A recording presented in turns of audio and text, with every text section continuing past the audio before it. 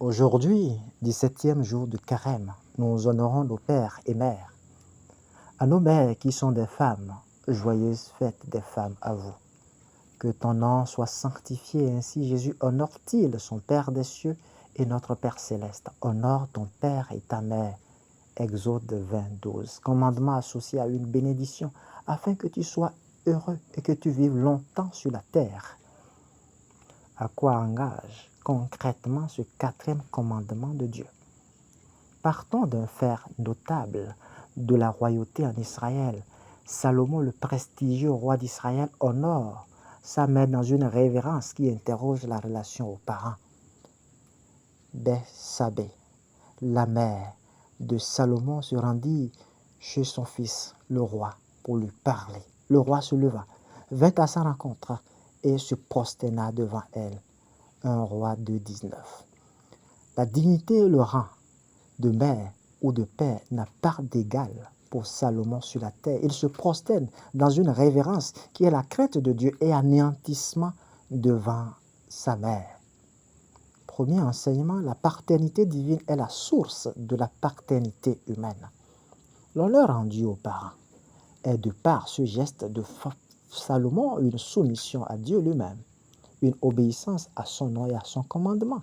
Si donc la paternité humaine est une participation à la paternité de Dieu, qu'est-ce alors être père ou mère?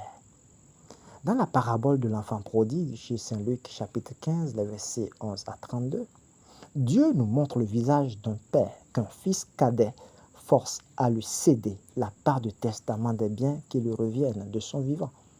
Or, bibliquement et socialement, la validité du testament repose nécessairement sur la mort de celui qui l'a rédigé, ici le père.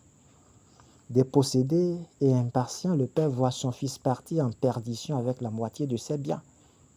Ces biens seront dilapidés par la suite et ce fils vagabond, affamé, misérable et déplumé, décide de revenir sur ses parts vers son père. Son forfait accompli évoque symboliquement la mort de son père. Ce père, conscient de la signification de cet acte, pleure en lui-même ce fils qui meurt aussi pour lui par attachement au monde frivole et aux biens qui passent.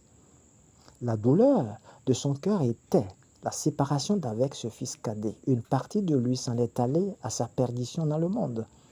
Cette part de lui qui s'est mise à part n'a pas perdu pour autant sa place à ses yeux.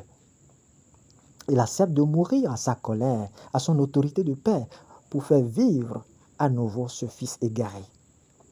Ce fils prodigue revenu pour être traité à l'égal des serviteurs de maison, le père le réhabilite. Mon fils que voici était mort et il est revenu à la vie, dit-il dans la joie des retrouvailles après les peines endurées. Le père n'a pas régné son fils et ne l'a pas dégradé et ne l'a pas traité sur mérite.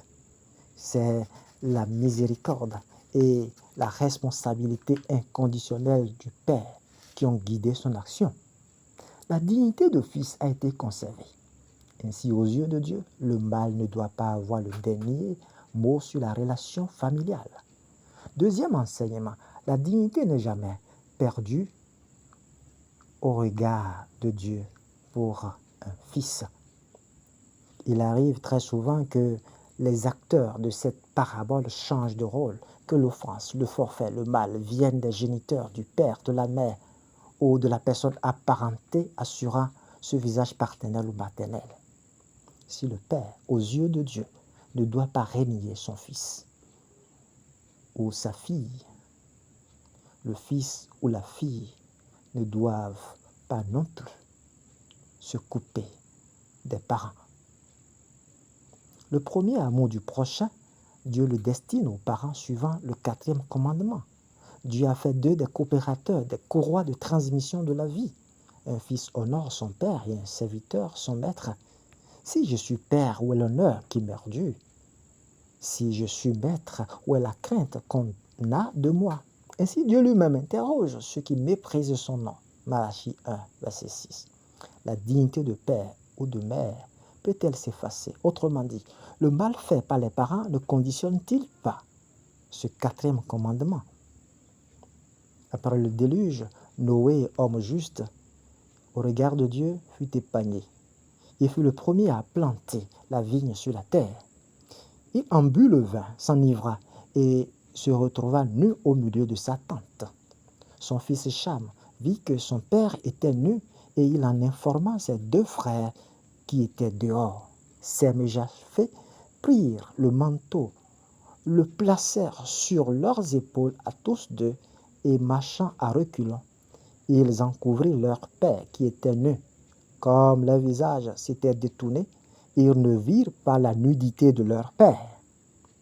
Sem et Japheth ont détourné leur regard là où Cham s'est contenté de regarder le mal du père. Il fut privé de bénédiction et Canaan, sa suite, fut maudite là où la bonté de ses frères s'est transformée en bénédiction.